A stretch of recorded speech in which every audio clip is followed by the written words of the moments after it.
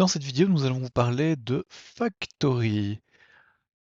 On va voir comment réduire les dépendances abstraites encore un peu plus en évitant de faire des new.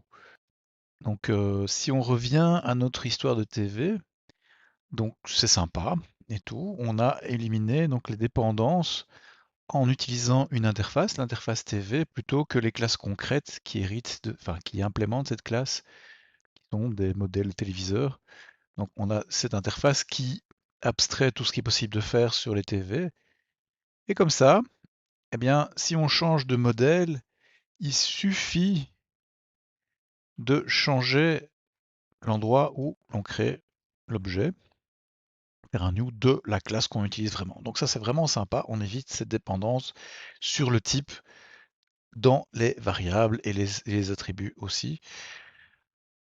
Mais on est quand même dépendant du new ici, c'est-à-dire qu'à un moment donné, on dit quand même c'est une TV de ce type-là. Alors, vous allez me dire, faut bien le dire quelque part, c'est pas d'accord, mais il se pourrait qu'on doive le dire à plein d'endroits. Donc ça, c'est vraiment une nouvelle dépendance. Alors, je vais prendre un autre exemple encore de dépendance encore plus embêtante, enfin pas plus embêtante, mais un autre exemple, on va dire. Voilà, on va supposer, ben voilà, vous faites une application et vous avez des calendriers dedans. Bon, c'est bien. Donc nous, en tant que voilà, hein, là où on est, à l'heure où on utilise le calendrier grégorien, qui est un héritage lointain. Voilà, ça marche très bien, hein, donc ça, il n'y a pas de souci, hein, donc on a bien quelque chose qui nous voilà. Ici, on affiche l'année qu'on est.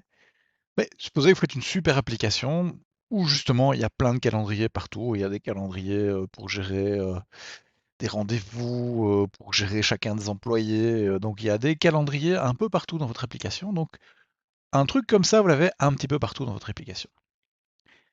Elle est vraiment sympa, votre application, et du coup, quelqu'un vous dit, ben, ce serait quand même bien, on va les vendre en Thaïlande. Donc le problème, c'est que en Thaïlande, ils n'utilisent pas le calendrier grégorien qui est un héritage lointain des Romains. Ils utilisent un calendrier bouddhiste. Alors on pourrait effectivement aller changer partout, tous les news, euh, changer pour avoir un calendrier bouddhiste partout, dans tous les news, mais on en a partout. Ça, c'est une chose. La deuxième chose, c'est qu'on va se retrouver avec deux versions de notre application.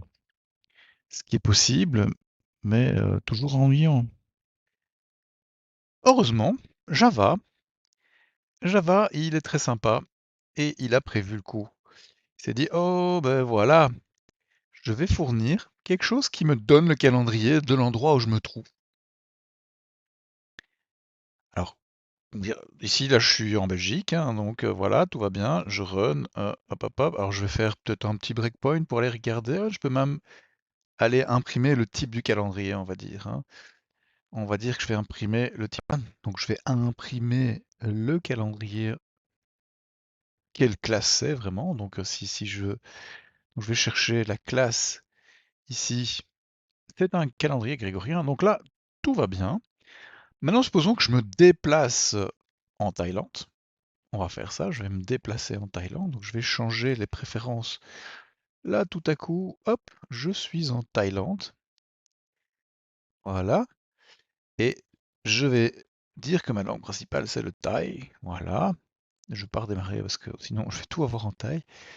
Non, je vais réexécuter mon programme.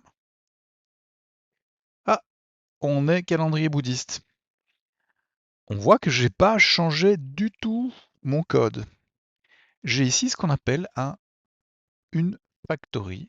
C'est un truc qui va me construire un objet. Donc c'est pas le constructeur. On va me construire un objet et en plus ici, ce qu'il va faire, c'est qu'il va aller s'adapter en fonction de l'endroit, de la région dans laquelle je me trouve. Donc j'ai pas eu besoin de modifier mon programme pour l'adapter finalement à une nouvelle région. Si maintenant on me demande de faire un calendrier éthiopien, je peux le faire parce que ça existe. Euh, Sans changer mon code. Donc ça, c'est l'avantage ici, plutôt que de se baser sur les new, on, hem, on se base sur une factory qui va pouvoir s'adapter. Alors vous allez me dire: «Oui, bah, voilà, i comment ça marche ce truc? Ça marche comment?» Bah, hop, on a ça ici, on voit qu'on va demander ici, bah, où est-ce qu'on est. En fonction de ça, on a une fonction qui va créer le calendrier, qui va le faire. Alors oui, vous allez me dire, il y a quand même un endroit où on doit créer les choses, mais c'est centralisé en un seul endroit et ça s'adapte automatiquement. Donc ça, c'est l'avantage des factories. L'avantage factory, c'est que ça enlève donc une dépendance abstraite sur concrète, pardon, sur le constructeur.